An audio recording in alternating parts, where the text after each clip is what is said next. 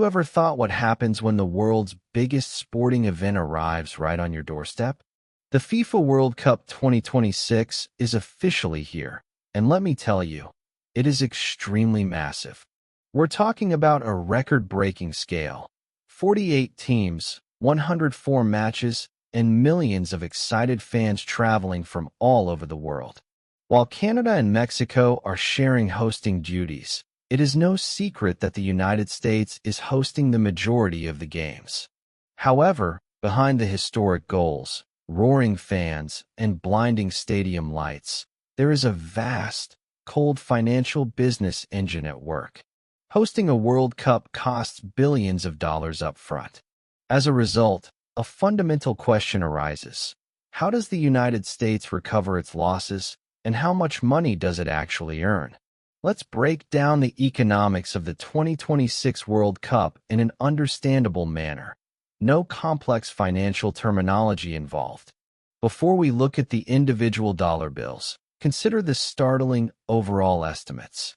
According to estimations from prestigious organizations such as the World Trade Organization, WTO, and the White House, the 2026 World Cup is expected to generate between $17.2 billion and $30.5 billion into the U.S. economy.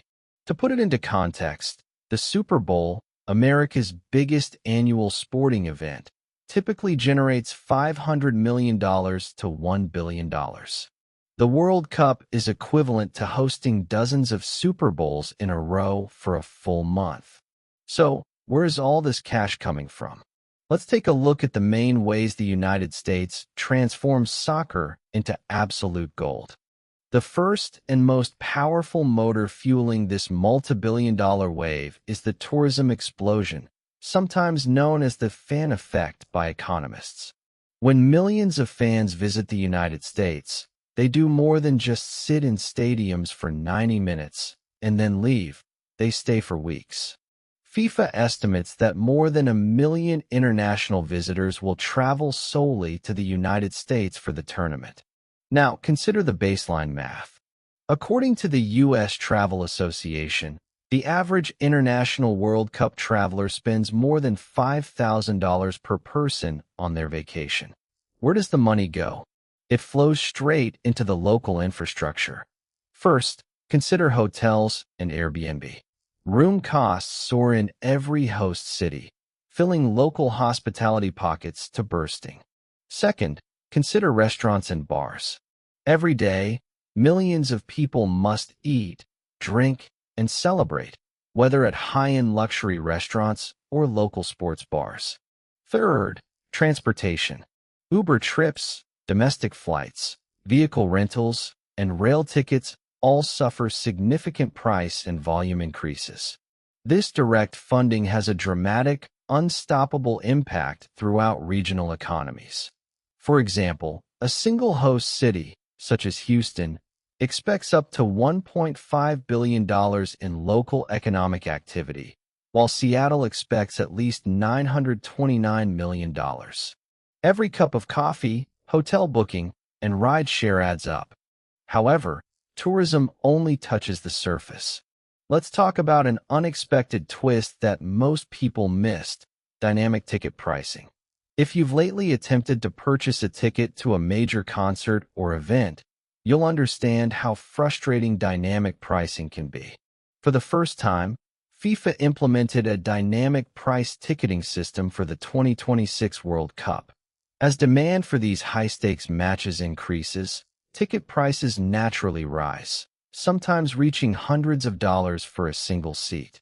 Because of this aggressive strategy, overall match day and stadium earnings are predicted to skyrocket to a whopping $3 billion. While FIFA receives a sizable percentage of ticket sales, U.S. stadium owners, local vendors, and city municipalities continue to profit from stadium operations, luxury suite rentals, and localized concession fees. Then there's something you might not have considered. Legal sports betting is taking off. The 2026 World Cup is expected to be one of the biggest gambling events in history. Experts predict that individuals worldwide will bet a staggering $60 billion on this tournament.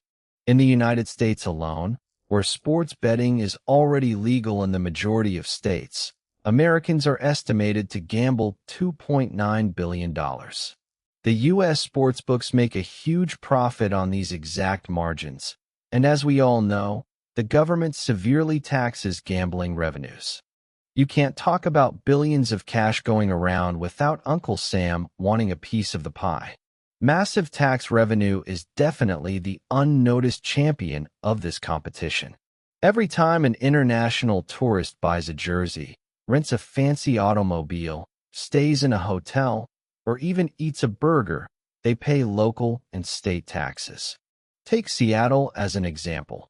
More than $100 million of the money generated in their local county is sent directly to the state and local governments in the form of taxes. When you multiply that by 11 big U.S. host cities, the government walks away with a large sum of tax revenue without having to play a single minute on the field. However, most of the wealth created is not just in the form of paper money or tax returns. It also includes infrastructure and actual opportunity. The tournament is providing over 824,000 temporary jobs throughout the region, recruiting everyone from stadium security and elite event coordinators to hospitality and service staff. Furthermore, big cities are deliberately allocating World Cup funding to improve public transportation, renovate international airports, and construct community sports facilities.